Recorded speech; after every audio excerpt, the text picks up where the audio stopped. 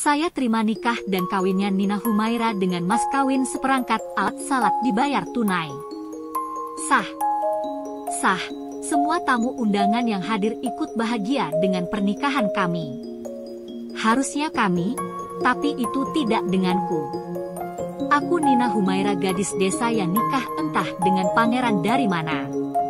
Tiba-tiba tanpa basa-basi hari ini aku dipersunting menjadi istrinya. Namanya Reza Adyama, katanya laki-laki dari kota. Entahlah, tapi dia hanya mampu memberiku mas kawin seperangkat alat salat. 1 minggu yang lalu seorang laki-laki datang ke rumah, katanya ingin mempersuntingku menjadi istrinya. Anehnya, ayah dan ibuku langsung saja setuju. Menikahlah, ayah ridho kamu menikah dengannya. Aku baru saja pulang, ya. Apa ini alasannya aku dipaksa pulang untuk menikah? Aku baru saja pulang dari desa terpencil untuk menjadi sukarelawan. Ini pun aku dipaksa untuk segera sampai rumah. Usut punya usut, ternyata aku dipaksa untuk menikah dengan orang yang tidak kukenal. Dari segi umur aku masih sangat muda. Usiaku baru saja beranjak 25 tahun. Tentunya banyak hal yang ingin aku lakukan. Seperti cita-citaku menjadi sukarelawan di desa terpencil. Aku mengambil kuliah psikologi, itu pun karena dipaksa oleh ayahku untuk mengambil jurusan itu.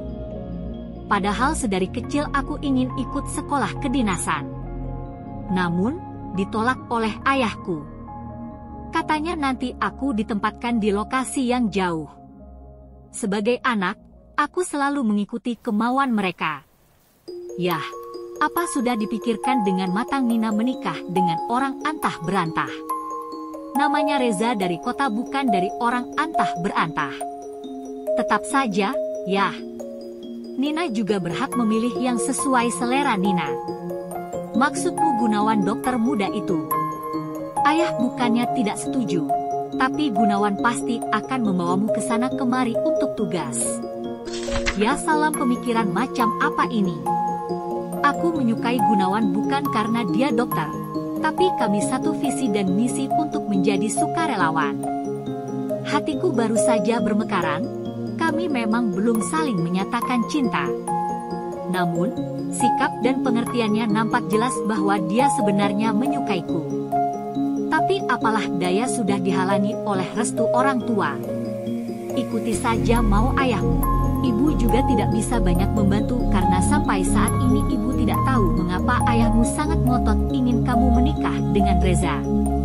Dari sebagian hal dalam hidup ini yang diinginkan sebagian orang sebelum menikah adalah menikah dengan orang yang dicintai, berdebar ketika akad nikah, dan tentunya ketika di pelaminan merasakan manisnya pengantin baru. Tapi sayangnya itu tidak berlaku untuk diriku saat ini. Restu orang tua adalah segalanya. Itu kalimat ibu yang bersemayam di hatiku. Meski tak cinta, yang terpenting mendapatkan restu orang tua. Jalannya sangat angkuh, raut wajahnya cuek. Ganteng, tapi tak ada cahaya sinar kedamaian di wajahnya. Entah kapan juga kamar tidurku ini dihias, perasaan tadi masih tetap seperti semula. Kalau orang tua sudah merestui, hal tak terduga pun terlaksana. Seperti kamar ini yang penuh dengan bunga-bunga serta hiasan dinding di setiap sudut kamar. Dilihat dari tampang bisa dipastikan semua yang ada pada dirinya terawat. Wajahnya glowing tanpa ada jerawat sedikit pun. Sepertinya dia menggunakan skincare yang bagus sampai wajahnya mulus tanpa ada bintik-bintik sedikit pun. Dari segi rupa persis kayak pemain Korea yang di TV-TV. Semoga hati dan wajah seimbang glowingnya. Terpesona dengan wajahku. Idih, pede amat ini orang. Dipastikan tingkat percaya dirinya sangat tinggi. Aku Reza, kamu Nina kan? HM, biasa cuma basa-basi doang. Entah mengapa kamar ini terasa panas sekali. Si Reza tatapannya sungguh songong sekali. Kamu gak bisa ngomong, sambungnya lagi, curcol amat nih orang. Malah sekali meladeni laki model beginian. Duh, Gusti, apa bisa aku hidup dengan orang ini? Besok kita ke kota, aku akan kenalkan kamu dengan orang tuaku. Kuharap kamu kagak bisu begini. Jangan terlalu pede aku menikah denganmu, Nina. Anggap aja bonus aku mau. Ya salam benar-benar mau dihih ini orang. Kalau disuruh ngasih bintang dipastikan ku kasih bintang 5 nih orang, karena pedenya sekebon. Oh, iya ini mas kawinmu. Dia menyerahkan seperangkat alat salat dan sepaket kosmetik. Seperti kosmetik yang sering kupakai. Apa dia tukang intip? Ini kosmetikmu kan?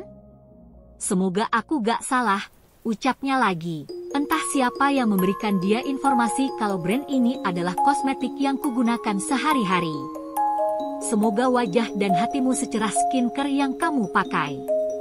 Karena aku Reza Adiama tidak menyukai gadis yang kusam. Astagfirullah ini orang mau dihih kayaknya pede amat. Lagi-lagi hanya berucap dalam hati. Aku keluar dulu, ucapnya lagi sambil menepuk wajah usai menggunakan anti akne di wajahnya. Pantas dia glowing, dia pakai skincare yang sama denganku. Jarang-jarang laki-laki skincarean. Entahlah ini pernikahan karena perjodohan atau obsesi orang tuaku. Pusing dan mumet memikirkannya. Dia keluar sementara aku bersih-bersih, rasanya remuk sekali menghadapi banyak tamu undangan. Yang bikin sesak ada Dokter Gunawan yang hadir juga di sana. Kasih yang tak sampai mungkin begitu yang kami rasakan. Tok, tok, tok. Nina, ini kopi suamimu. Ibuku dengan semangat sekali melayani menantunya. Ibu saja yang ngasih, aku malas, Bu. Laki songong kayak gitu dijadikan menantu. Tahu dari mana Nin, dia songong. Dari segi tampang, Bu. Dia terlalu pede untuk ukuran sepertiku. Memangnya dia seperti apa sampai ibu dan ayah tega menikahkanku dengannya? Rasanya ingin teriak, tapi masih ditahan. Tanya ayahmu, itu bukan urusan ibu. Bagi ibu setelah dia menjadi menantu di rumah ini, ibu akan menjadikannya seperti anak. Enak sekali si Reza. Sementara aku entah bagaimana nasib ketemu orang tuanya. Mungkin diusir seperti cerita yang di TV-TV. Anehnya lagi satu pun keluarganya tak ada yang datang. Semoga dia benar-benar makhluk dari bumi ini si Reza. Nih, kopinya. Kasih suamimu, dia ada di teras sama ayahmu. Ikuti saja maunya orang tua demi bakti terhadap negeri. Ulala pengen nyanyi seketika. Misi, nih kopinya. Masya Allah bisa ngomong juga istri abang. Ide, istri abang. Mual deh. Si ayah senyum-senyum kagak jelas. Aneh semua orang ini. Enak, ternyata istri abang pintar buat kopi, sambil mengedipkan mata. Oh, emak dari istri abang alias mamah mertua idamanku yang bikin kopi. Dia tersedak. Puas banget aku. Rasain. Dikira bisa apa lawan anak desa jago silat, hobi naik puncak dan suka manjat pohon kelapa. Berani MAH, hantam saja songong kayak begini. Si ayah mau marah, tapi menahan tawa melihat ekspresinya si Reza. Puas guys, puas banget. Nina itu sejak kecil memang cerdas meski anaknya sedikit keras. Jadi Nak Reza harus sabar saja menghadapinya. Sangat jelas sekali suara ayah yang menjelaskan ke Reza. Aku pura-pura jalan pelan untuk masuk sambil mendengarkan obrolan mereka. Meski begitu dia anak baik. Cita-citanya ingin menjadi sukarelawan. Semoga Nak Reza bisa mendampingi Nina yang masih sedikit labil. Kali ini suara ayah terdengar sangat berat bagiku. Entah apa sebenarnya motif ayah pada pernikahanku dengan si Songong. Sejak pertama bertemu denganmu, ayah setuju kamu menikah dengannya karena ayah yakin kamu bisa menjaganya. Ayah percaya sejak pertama kali Nak Reza membantu ayah ketika kecelakaan 2 minggu yang lalu. Nak Reza dengan ikhlas membantu ayah di saat kamu juga butuh untuk dikuatkan. Maafkan ayah, Nak. Dek. Maksudnya ayah meminta maaf untuk apa? Tak Tak berselang lama ponsel si songong bunyi. Sepertinya ada kabar penting. Dia sedikit berbisik. Cukup mencurigakan. Nina, kita akan langsung balik ke kota malam ini, ucapnya. Kenapa buru-buru? Darurat, sambungnya lagi. Kemasi barang-barangmu Nina, ikuti suamimu. Ayah ikut menimpali. Semua orang sungguh menyebalkan. Mobil sudah menunggu di depan. Terlihat ada supir pribadinya juga sudah menunggu. Kali ini entah mengapa firasatku tidak baik-baik saja. Ayah memelukku, ada air yang jatuh di pelupuk matanya. Maafkan ayah, nak. Ini semua salah ayah. Aku hanya diam mendengar kalimat ayah yang sedikit serak. Ini asli misteri bagiku. Siapa Reza dan apa hubungan ayah sebenarnya dengan Reza? Ibu juga ikut memelukku, tangisnya lebih keras dibanding ayah. Ini sulit bagiku. Reza sudah masuk mobil dan kami masih saling berpelukan. Entah mengapa aku seperti pergi ke tempat yang jauh dan sulit untuk kembali. Apa ayah menjualku? Benar-benar ini semua misteri bagiku. Masuk mobil ponselnya berdering lagi. Iya, tunggu Dedi nak sebentar lagi sampai. Apa? Maksudnya? Dia sudah menikah dan punya anak? Lalu aku? Apa istri kedua? Aku menarik nafas lalu menggembuskannya pelan. Apa aku kabur saja? Secara malam pertama belum kami lakukan. Itu artinya aku masih seperti gadis alias perawan. Ayah dan ibuku melambaikan tangan. Apa mereka tahu jika laki-laki bernama Reza ini sudah menikah? Astagfirullah, sudah makhluk tidak jelas. Kemungkinan juga aku adalah istri keduanya. Dia masuk dan duduk di sebelahku. Berangkat Pak Jung, siap Den. Lagi-lagi aku menghembuskan nafas sambil berdoa semoga keadaanku baik-baik saja. Bisu lagi? Santai aja, kamu kayak mau perang. Matanya dikedipkan, Sokjol banget ini orang. Kamu sudah punya anak? Tanyaku memberanikan diri. Tidak tahan dengan semua rasa penasaran ini. Iya, memang kenapa? Berarti kamu telah menipu keluargaku, Reza. Bukannya kamu mengaku perjaka? Siapa bilang? Nikmati saja kehidupan baru kita. Kamu sudah menjadi istriku dan orang tuamu sudah menyerahkanmu kepadaku, jadi tidak perlu komplain, ucapnya penuh penekanan. Lagi, aku dilanda perasaan resah. Tenang Nina. 5 tahun belajar psikolog, harusnya aku bisa menahan emosi. Ini hanya praduga saja yang belum tentu menjadi sebuah kenyataan. Jika ku bisa, ingin kubah takdir yang kulewati ini. Namun, jelas wajah ayah yang penuh misteri sangat menginginkanku menikah dengan si Reza ini. Ponselnya berdering lagi. Sabar, nak. Dedi ada di jalan sama Pak Jung. Brian, tunggu Dedi. Perjalanan masih lumayan jauh. Bersama anaknya yang bernama Brian itu, dia mengubah suaranya. Lembut sekali. Ku pejam mataku. Berpikir keras bahwa ini akan menjadi awal babak baru dalam hidupku. Gadis desa yang hobi silat, karate, naik gunung, manjat pohon kelapa telah menjadi seorang istri. Aku tahu alasan ayah menyuruhku untuk kuliah psikologi agar bisa lebih feminim. Meski begitu aku tidak pernah lepas jilbab walau sedikit barbar jika didekati orang yang tidak jelas. Wajah Dokter Gunawan pun ikut menghiasi dalam bayanganku. Setelah sekian purnama baru kali ini hatiku dipenuhi dengan satu nama.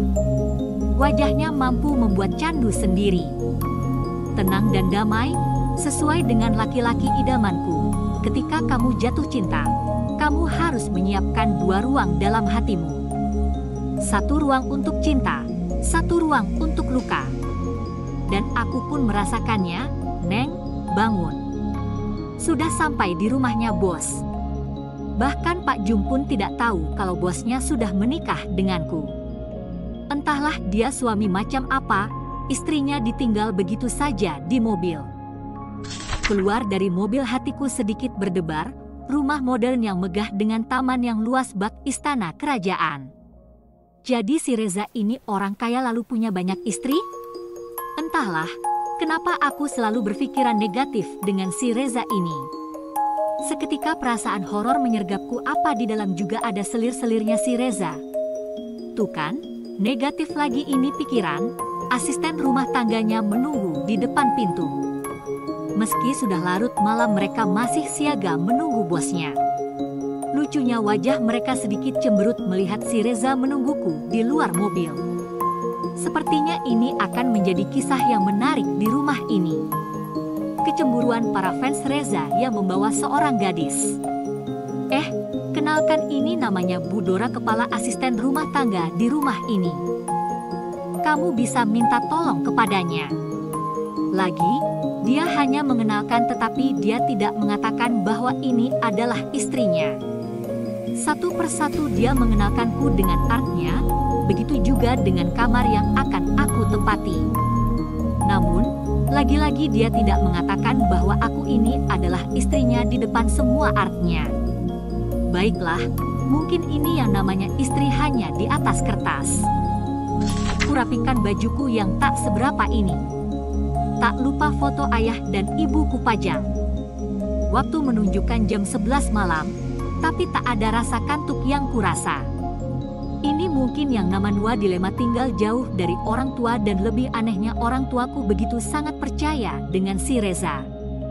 Ingin mengadu ke mereka, tapi nampaknya hanya sia-sia belaka.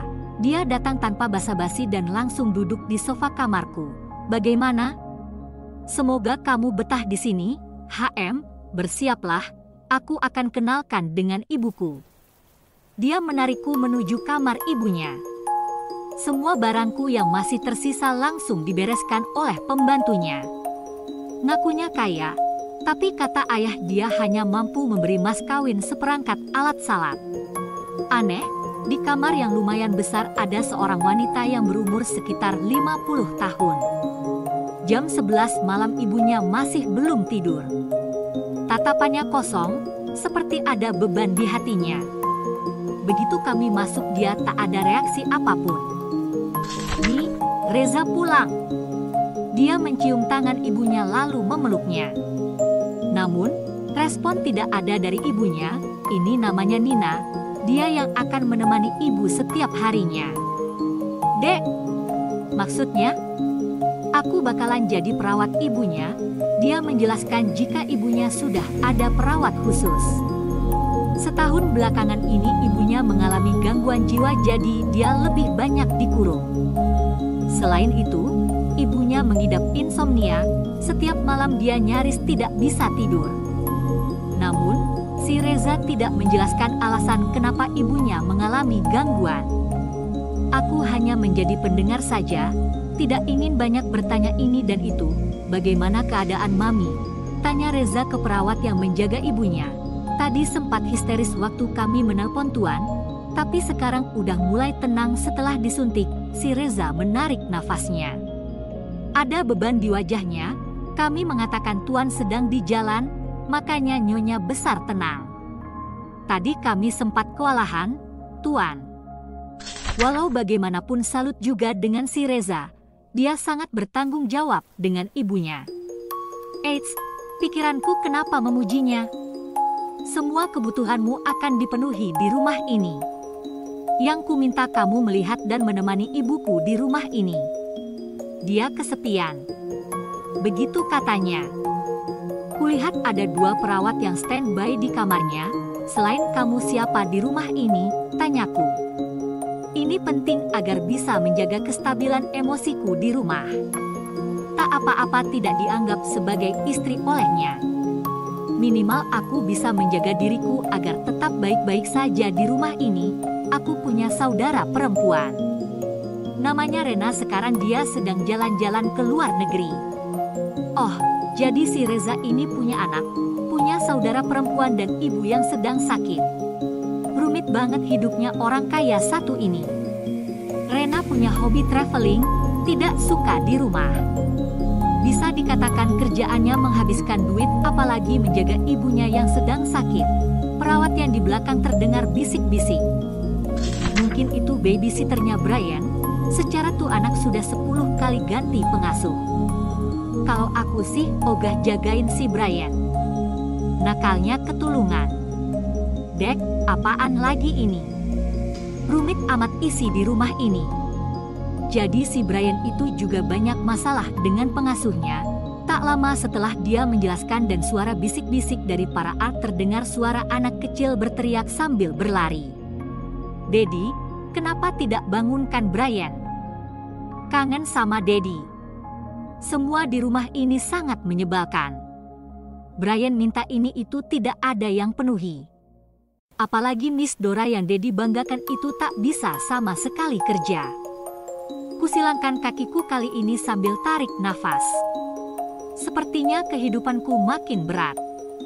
Si Reza langsung memeluk anaknya. Seperti menenangkan, "Itu siapa, Dad?" tanya si bocah. Umurnya kisaran 4 tahun. Dari tatapan mata anak ini butuh kasih sayang.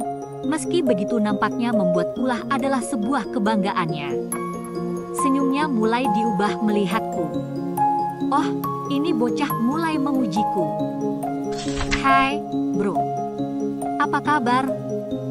Kenalkan, aku Nina yang akan menjadi sahabatmu. Dia diam. Nampaknya aku mulai 1 langkah ke depan darinya. Santai saja denganku, bro.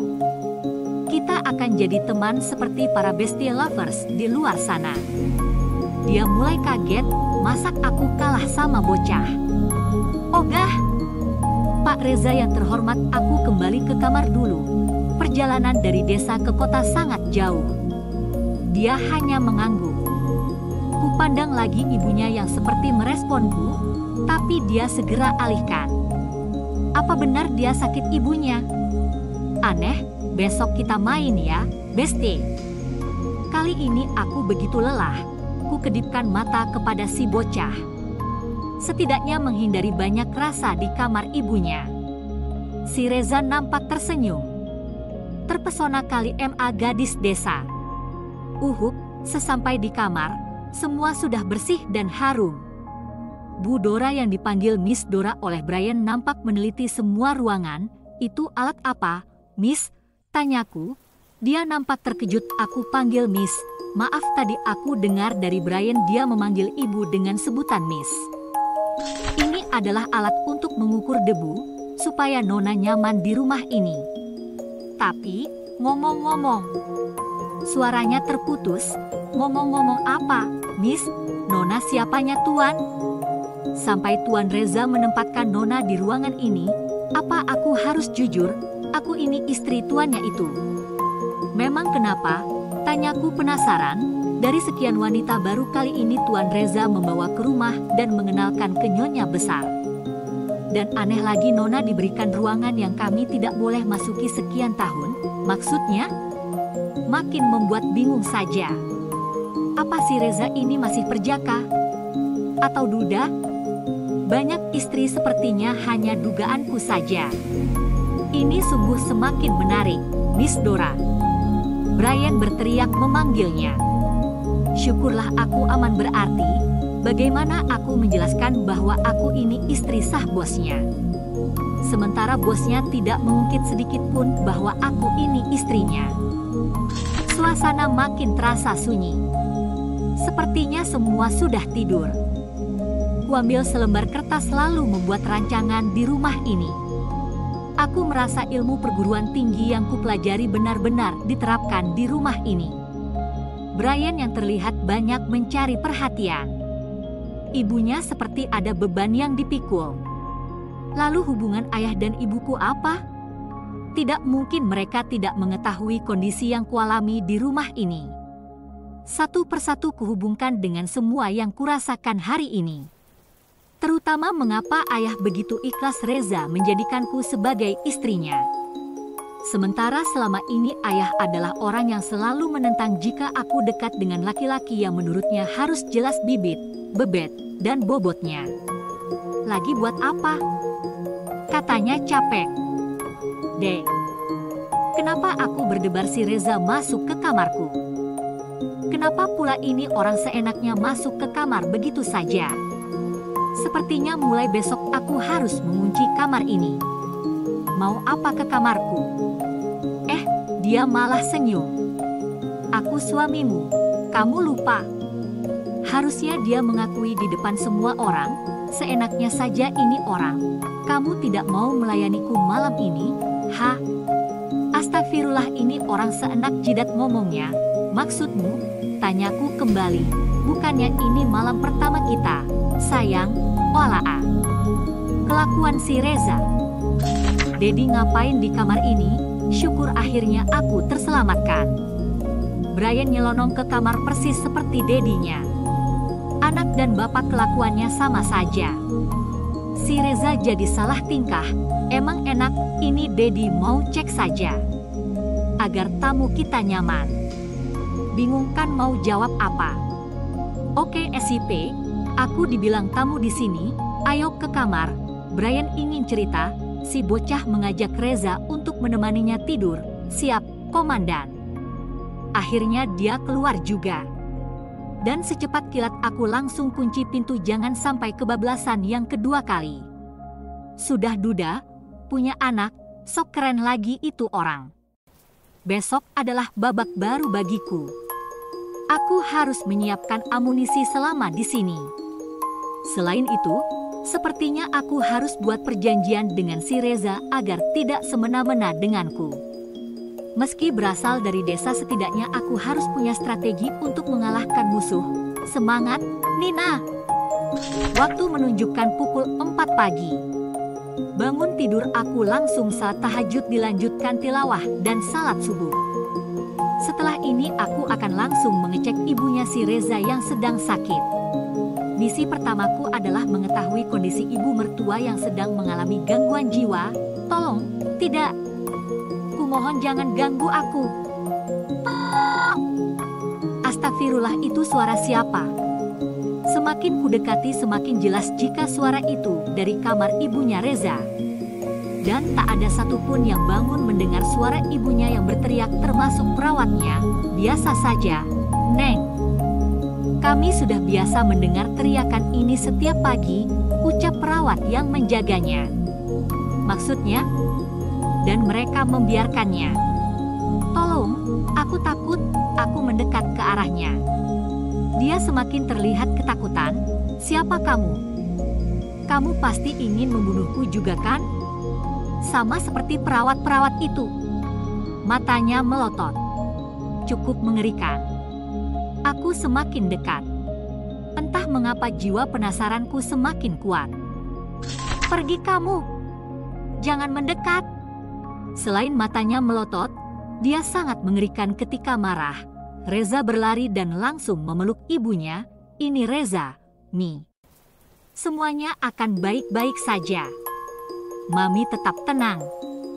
Reza melihatku dan seperti mengusirku. Ibunya tenang dan aku kembali ke kamarku. Baru segitu saja aku sudah merasa takut.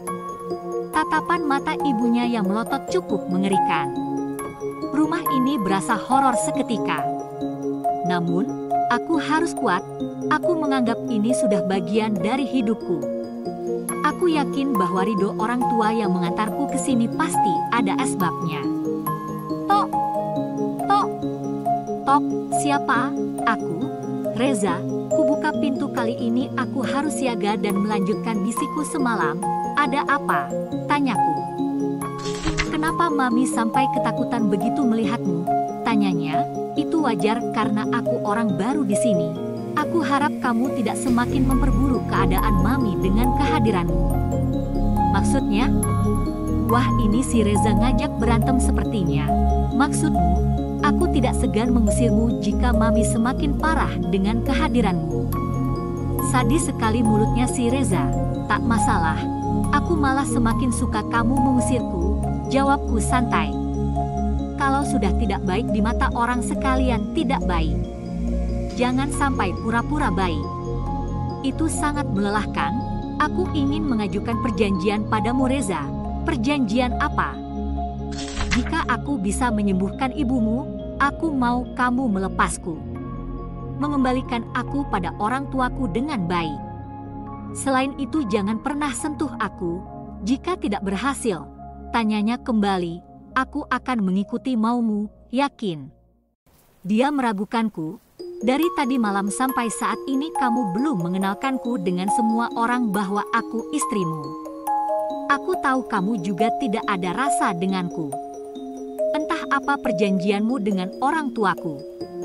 Namun, saat ini aku ikhlas menjalani semuanya, jangan berburuk sangka. Berburuk sangka itu tidak baik bagi kesehatan. Apa aku harus mengenalkanmu ke semua orang? Tidak perlu. Itu nanti menyulitkanku ketika pergi dari rumah ini, kamu yakin? Jangan sampai kamu justru terpesona denganku lalu bertahan di sini. Tarik nafas Nina, memang si Reza ini bukan lawan main yang biasa.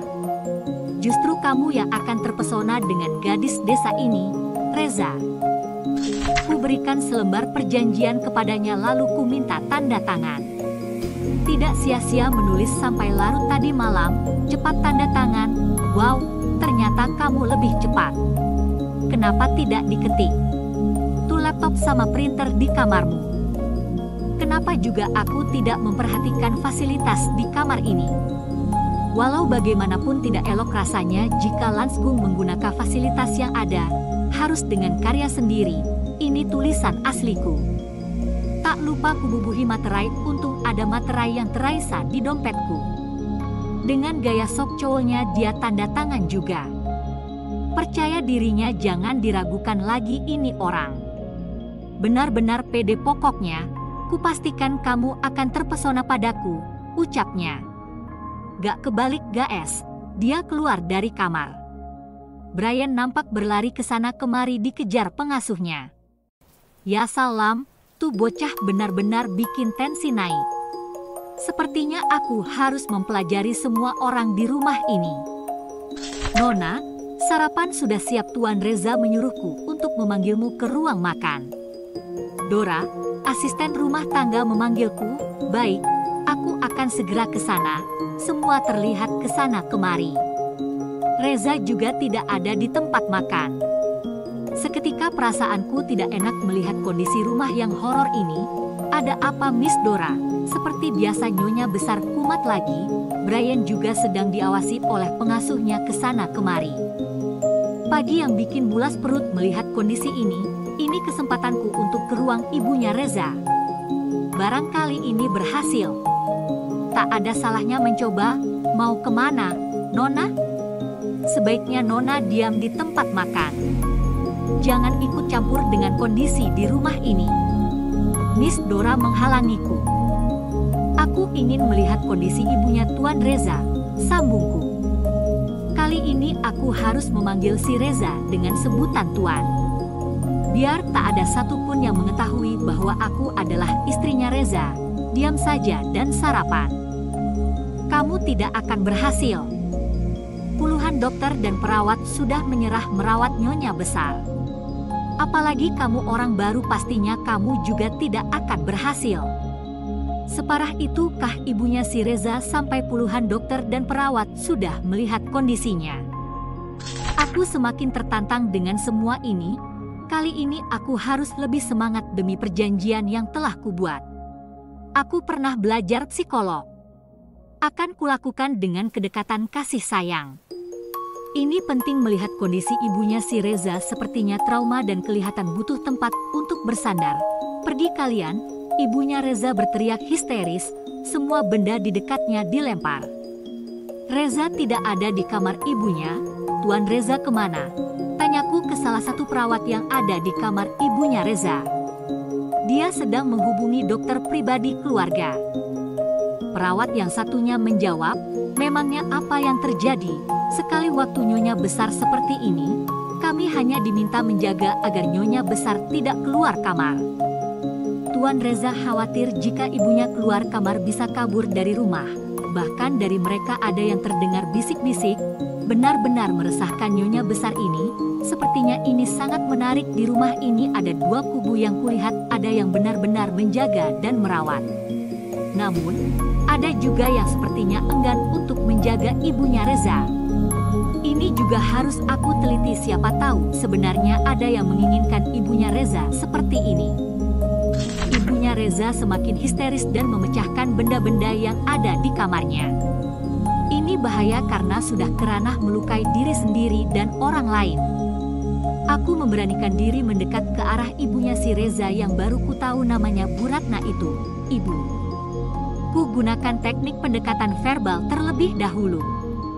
Dia diam mendengar aku menyebutnya dengan sebutan ibu. Ibu. Ini aku anakmu, Nina. Dia melepas benda yang ada di tangannya. Lumayan dia merespon. Semoga teknik ini berhasil. Bolehkah aku memelukmu, Ibu? Dia merespon dengan air mata. Perawat dan Art yang lain nampaknya ikut terkesima melihat respon ibunya Reza. Tak menyangka dia mendekatiku lalu kami berpelukan seperti seorang anak dan ibu yang dilanda kerinduan. Kulihat Reza masuk ke kamar ibunya dengan tatapan heran melihatku dipeluk ibunya. Yes, kali ini aku pasti berhasil membuat ibunya luluh denganku. Nina dilawan, tak berselang lama kemudian, Nina, awa aas. Reza berteriak. Seketika pandanganku kabur, semua nampak gelap. Aku melihat darah di tanganku. Apa aku pingsan? Ada apa dengan Nina? Apa yang terjadi sebenarnya?